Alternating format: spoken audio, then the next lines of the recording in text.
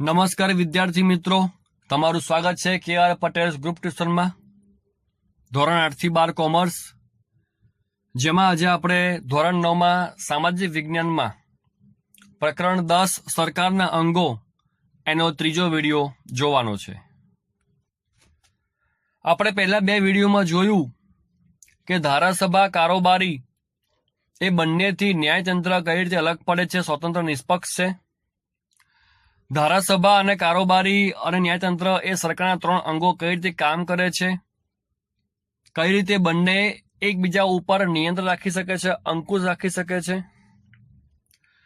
ત્રણમાંથી કોઈ પણ બિનકાયદાકીય કામ ન કરે કે સત્તાનો દુરુપયોગ ન કરે, એ માટે બાકીને બંને એની ઉપર કેવી રીતે દબાણ લાવી શકે છે. પછી આપણે એ પણ જોયું કે લોકસભા અને રાજ્યસભા શું છે, ઉપલું ગૃહ, નીચલું ગૃહ. લોકસભા એ નીચલું ગૃહ છે અને કાયમી નથી.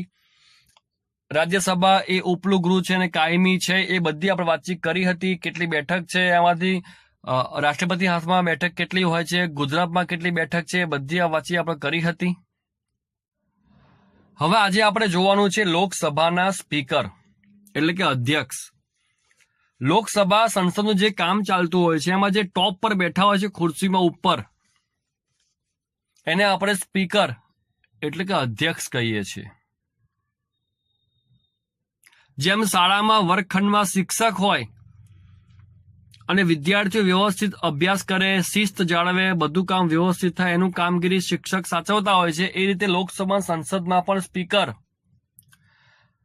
સંસદ સભ્યમાં શાંતિ જાળવવાનું, શિસ્ત રાખવાનું, વ્યવસ્થા પ્રમાણે કામકાજ ચાલતું રહે અને સભ્યો ઉપર અંકુશ રાખવાનું કામ એ સ્પીકર કરતા હોય છે. તો તમારે આ સ્પીકર સમજવું હોય તો સમજી લો કે વિદ્યાર્થીઓ સામે શિક્ષક બેઠા છે. તો લોકસભાનું કામકાજ વ્યવસ્થિતપણે અને ચોક્કસ નીતિ નિયમો અનુસાર ચાલે તે જોવાનું કામ સ્પીકરનું છે. ગૃહમાં શિસ્ત જળવાય, વ્યવસ્થા જળવાય અને ગૃહનું ગૌરવ સચવાય, તે મુખ્ય કામ આ લોકસભાના સ્પીકરનું છે.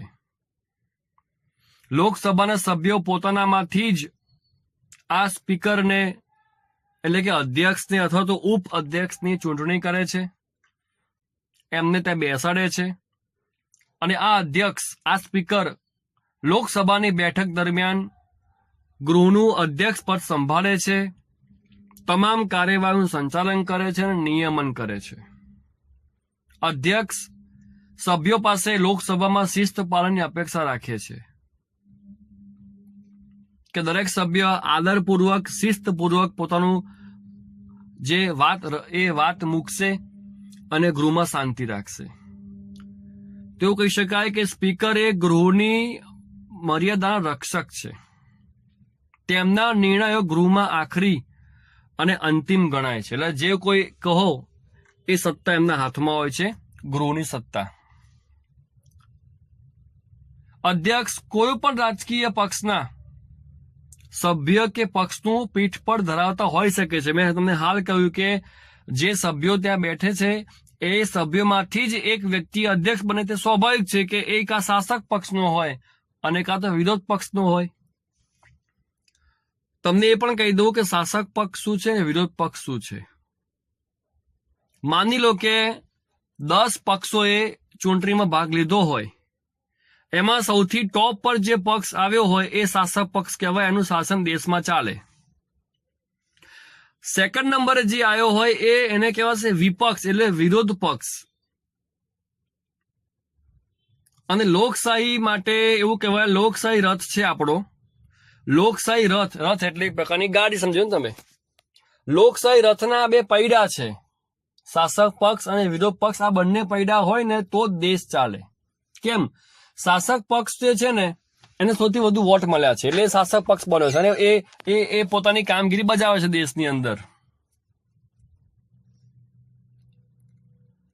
પણ માની લો કે એને ક્યાંય કાયદામાં ગોટાળો કર્યો, ક્યાંય ભ્રષ્ટાચાર કર્યો, ક્યાંય સત્તા દુરુપયોગ કર્યો, તો વિરોધ પક્ષ તરત એને પકડશે, જનતા સમક્ષ લાવશે, મીડિયા સમક્ષ લાવશે અને એનો ચહેરો ઉઘાડો પાડશે.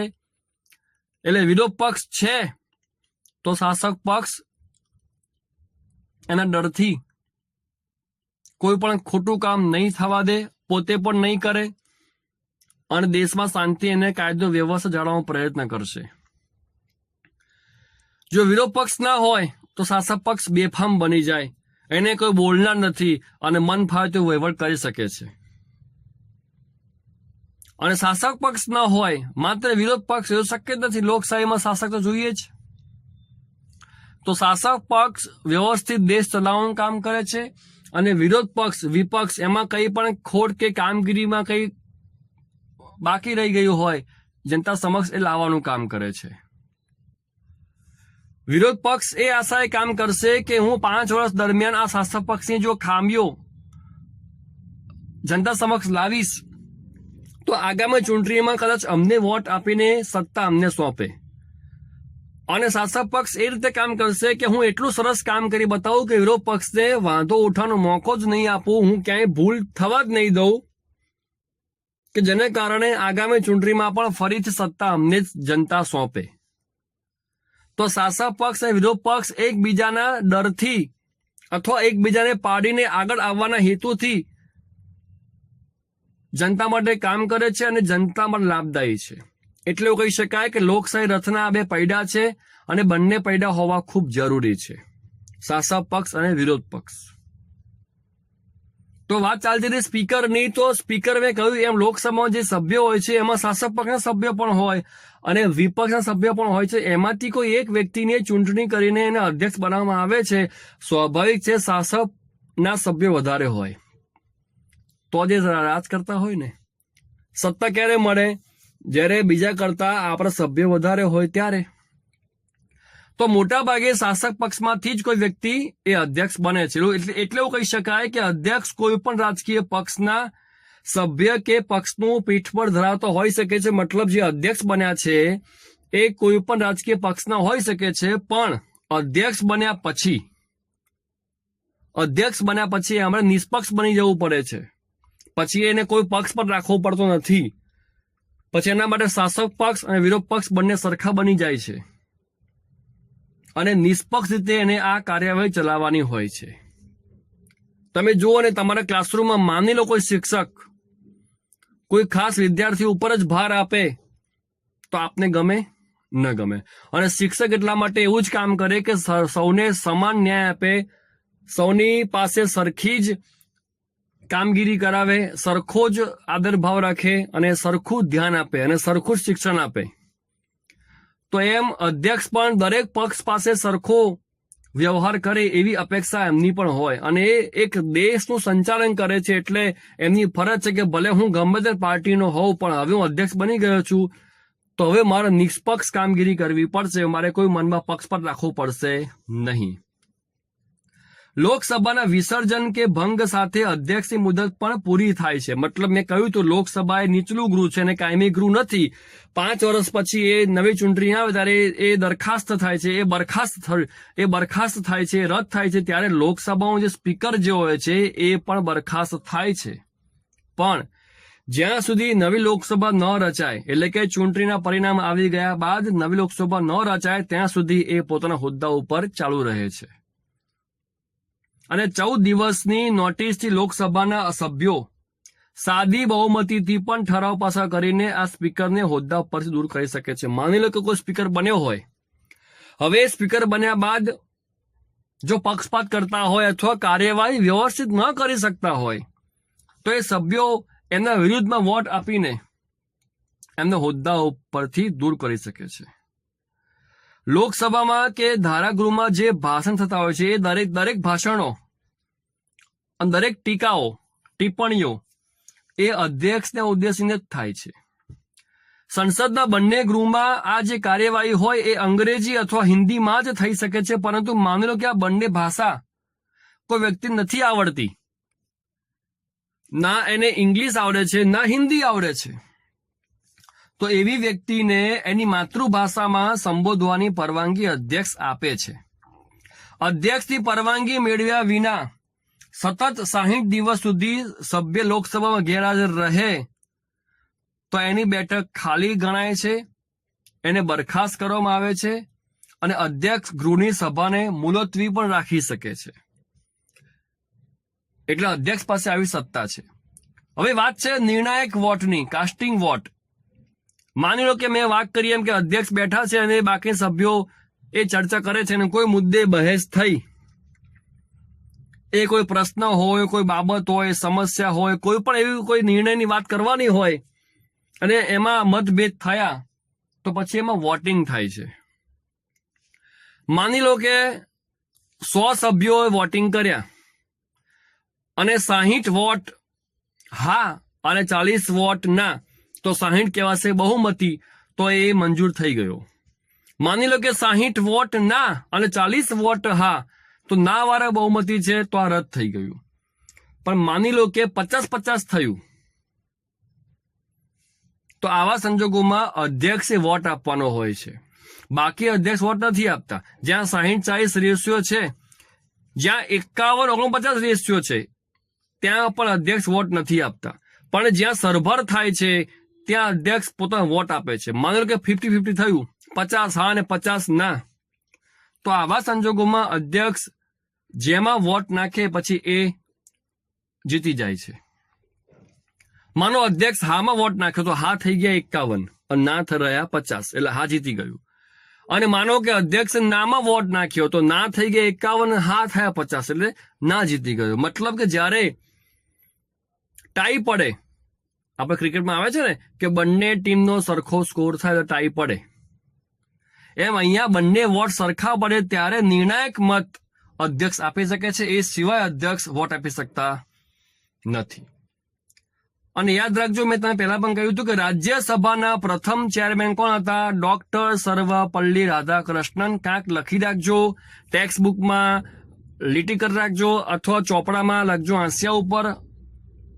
અને બીજી વસ્તુ એ છે કે લોકસભાના પ્રથમ અધ્યક્ષ કોણ હતા?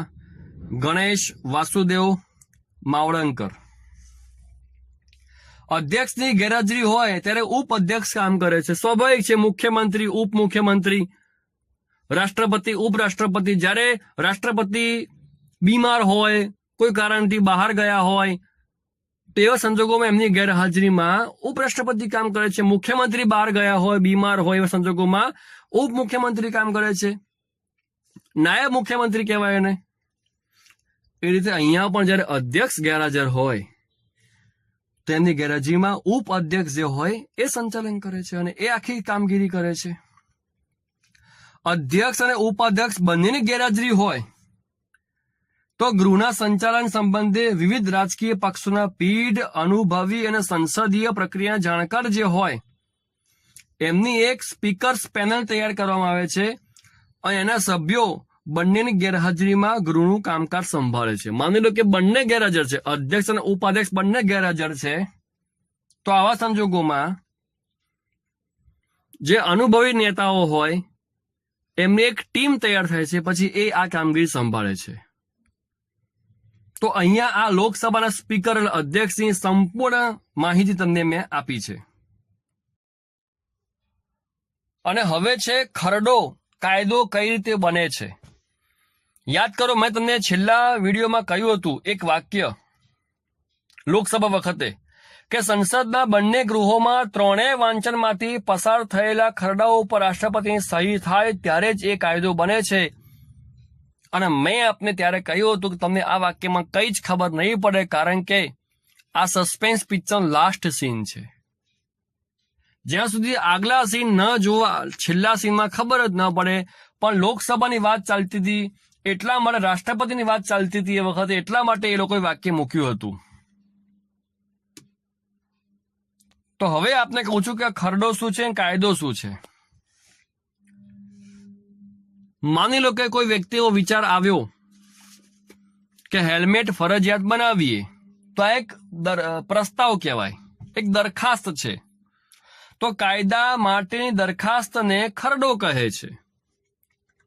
હવે સ્વાભાવિક છે કે દેશ લોકશાહી ચાલે છે, તો જેટલા પણ સભ્યો હોય એ બધાને વોટ લેવામાં આવે છે અને બહુમતી એમાં મળે ત્યારે આ ખરડો એ કાયદો બને છે.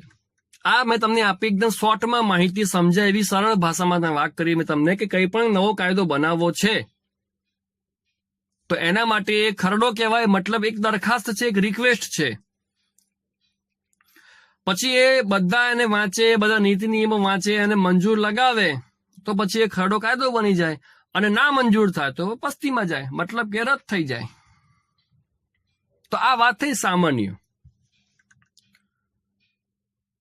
આપણે વાત કરી કે ધારાસભા, કારોબારી અને ન્યાયતંત્ર, આ 3 મુખ્ય અંગો છે. આની ઉપર આખો પાઠ નિર્ભર છે. તો જે ધારાસભા જે છે, ધારા એટલે કાયદો થાય, આપણે વાત થઈ પહેલા વિડીયોમાં જ. તો ધારાસભા કાયદા બનાવવાનું કામ કરે છે. તો વર્તમાન કાયદામાં સુધારો કરવો હોય, નવો કાયદો બનાવવો હોય કે જૂના કાયદાઓ રદ કરવા હોય, આ બધા અગત્યના કામ આ સંસદ કરે છે, પણ લોકશાહીથી. હવે ખરડા 3 પ્રકારના હોય. એક સામાન્ય ખરડો, એક નાણાકીય ખરડો અને એક બંધારણીય સુધારાનો ખરડો. આ 3 ખરડાનું પ્રક્રિયા શું છે કે જેના અંતે કાયદો બને છે, તો એની જોગવાઈ કઈ કઈ છે. તો પહેલી વસ્તુ, કોઈ પણ ખરડાને સંસદના 2 ગૃહમાંથી કોઈ પણ એક ગૃહમાં રજૂ કરી શકાય છે. આપણે શીખે કે 2 ગૃહ છે, નીચલું અને ઉપલું. નીચલું એટલે લોકસભા, ઉપલું એટલે રાજ્યસભા. લોકસભા કાયમી નથી, રાજ્યસભા કાયમી છે. આ એક ને એક વસ્તુ હું જ્યારે આ વાત આવે ત્યારે હું કહું જ છું. કેમ? તમે લખી રાખજો, યાદ રાખજો. તો જે કઈ ખરડો હોય, દરખાસ્ત હોય, એને આ બંને ગૃહમાંથી કોઈ એક ગૃહમાં પસાર કરવાનો હોય છે. હવે આ ખરડો જે છે એ પ્રધાન રજૂ કરી શકે છે અથવા ગૃહનો કોઈ પણ સભ્ય રજૂ કરી શકે છે. જેના પણ મનમાં વિચાર આવ્યો હોય એ રજૂ કરી શકે છે. સંસદના બંને ગૃહોએ સુધારા વિના કે સુધારા સાથે સંમતિ આપેલ હોય તેવા સુધારાઓ સહિત, આમાં કેવું હોય કે ધારો કે કોઈ ખરડો મૂક્યો છે, પણ કોઈ નેતા એવું કે ભાઈ આમાં આ સુધારો કરવા જેવો છે, આમાં આ બધું બરાબર છે, પણ આ એક વસ્તુ મને ખટકે છે, આમાં સુધારો કરવા જેવો છે. તો ઘણાએ સુધારો સૂચવ્યો હોય કે ભાઈ તમે સુધારો કરી જુઓ, પછી અમે મંજૂર કરીશું. તો સંસદના બંને ગૃહોએ સુધારા વગર કે સુધારા સાથે સંમતિ આપી હોય તેવા ખરડાને બંને ગૃહોમાં પસાર થયેલું ગણાશે નહીં, કારણ કે આને સંમતિ જો અપાયેલ નથી. સમજાવું તમને. સંસદના બંને ગૃહોએ સુધારા વિના કે સુધારા સાથે સંમતિ આપી હોય, બરાબર, એવા સુધારાઓ સહિત કોઈ પણ ખરડાને જ્યારે ગૃહ સંમતિ નથી આપતું ત્યારે પણ એ ખરડો સંસદના બંને ગૃહમાં પસાર કરેલ હોવાનું ગણાશે નહીં. મતલબ કે ભલે બંને ગૃહોએ મંજૂરી આપી હોય પણ ગૃહ નામંજૂર કરી દે તો બંને ગૃહમાં આ પસાર થયેલું ગણાશે નહીં. આ એક પહેલો ઓપ્શન છે. બીજો ઓપ્શન, સંસદમાં વિચારાધીન કોઈ ખરડો ગૃહોની સત્ર સમાપ્તિના કારણે રદ થશે નહીં. માની લો કે આપણે વાત કરી કે 3 સત્રો હોય છે, અંદાજપત્ર સત્ર, ચોમાસુ સત્ર અને શિયાળુ સત્ર. હવે માની લો કે આ ખરડો પસાર થયો, હવે વિચાર કરવામાં બહુ સમય જતો રહ્યો. એવું બને કે એવું થયું કે જરૂર છે કે આજે ખરડો રજૂ કર્યો હોય તો આજે હા કે ના કહી દેવી. એના માટે અમુક દિવસ આપવા પડે વિચારવા માટે. હવે માનો કે વિચારવામાં એ સત્ર પૂરું થઈ ગયું તો એ ખરડાનો વાંક નથી, એના કારણે એ રદ થશે નહીં. તો જ્યારે સંસદમાં વિચાર માટે ખરડો અટવાયો હોય અને એ વિચારમાં જો સત્ર પૂરું થઈ જાય તો પણ એ રદ થતો નથી, ખરડો રહે છે. બીજું, રાજ્યસભામાં વિચારાધીન હોય અને લોકસભાએ પસાર ન કર્યો હોય. રાજ્યસભામાં વિચારાધીન હોય એટલે વિચારતા હોય, લોકસભાએ હજુ પસાર ન કર્યો હોય તો તેવો ખરડો લોકસભાનું વિસર્જન થતા રદ થશે નહીં. આ બીજો ઓપ્શન.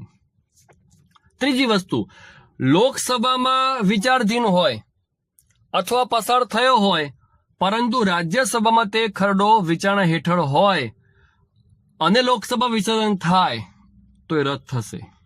તો તમે આ 3 ઓપ્શન ખાસ વાંચજો અને યાદ રાખજો કે શેમાં વિચારાધીન હોય અને શેમાં વિસર્જન થાય તો એ રદ ક્યારે થાય. આ તમે ખાસ યાદ રાખજો. જ્યારે સંસદના બંને ગૃહો વચ્ચે કોઈ ખરડો પસાર કરવાની બાબતમાં મતભેદ ઉભા થાય ત્યારે રાષ્ટ્રપતિ સંસદના બંને ગૃહોની સંયુક્ત બેઠક બોલાવે છે અને એમાં ખરડો પસાર થાય છે અને જેને બહુમતી મળે એ રીતે પછી એ ખરડો રદ કે પાલન થાય છે અને આનું સંચાલન પણ અધ્યક્ષ જ કરે છે. તો આ રીતે તમામ સભ્યો એનું વાંચન કરે છે, વિચાર કરે છે અને પછી એમાં હા કે ના જણાવે છે. આ એક સામાન્ય પ્રક્રિયા તમને સમજાવી છે મેં, એક સામાન્ય પ્રક્રિયા. હજુ પણ તમે પાક્કો જવાબ નથી મળ્યો કે આના આગલા વિડીયોમાં જે વાક્ય હું બોલ્યો હતો, જે અત્યારે હું ફરી બોલી ગયો છું અને હાલ ફરી બોલું પણ છું કે સંસદના બંને ગૃહોમાં ત્રણેય વાંચનમાંથી પસાર થયેલા આ ત્રણેય વાંચન શું છે, હજુ એ મુદ્દો આપણે જો આવ્યો નથી. હાલ આપણે એટલું જોયું છે કે રાષ્ટ્રપતિ સહી કરે તો ખરડો કાયદો બને છે. આ ખરડો શું હતો અત્યારે હાલ આપણે એટલું સમજ્યા છે. ખરડો એટલે નવા કાયદા, ટૂંકમાં કંઈ પણ ફેરફાર માટેની દરખાસ્ત. એ દરખાસ્ત મંજૂર થાય તો ખરડો કાયદો બની જાય અને ના મંજૂર થાય તો પછી રદ થાય છે. અને રદ થવાના ઘણા બધા કારણો ઓપ્શન છે, એ બધા ઓપ્શન આપણે આ મુદ્દામાં જોયા છે. તો હાલ માત્ર એટલું શીખ્યા આપણે કે ખરડો કાયદો કઈ રીતે બને છે. આ ત્રણ વાંચન શું છે, નાણાકીય ખરડો હોય તો શું કરવાનું, કોઈ બંધારણનો ખરડો હોય તો શું કરવાનું. આ વાત થઈ માત્ર સામાન્ય ખરડા. આપણે જોયું કે ત્રણ પ્રકારના ખરડા હોય, સામાન્ય, નાણાકીય અને સુધારાવાળા. આ સામાન્ય જોયું. હવે જોશું નેક્સ્ટ વિડીયોમાં આપણે નાણાકીય ખરડો અને બંધારણીય સુધારો ખરડો. પણ આજે જે આપણે શીખ્યા છે પાન નંબર 75 જે શીખ્યા છે ટેક્સ્ટ બુકનું, તમે ખાસ એનું વાંચન કરજો. અને આ ખરડામાં જે ત્રણ ઓપ્શન બોલી ગયો છું એ ત્રણેય ઓપ્શન તમે ખાસ લખીને મોઢે કરી દેજો. અહીંયા આપણે આ વિડીયો અટકાવીએ છીએ. હવે શીખીશું નેક્સ્ટ વિડીયોમાં નાણાકીય ખરડો અને બંધારણીય સુધારો ખરડો. આવજો.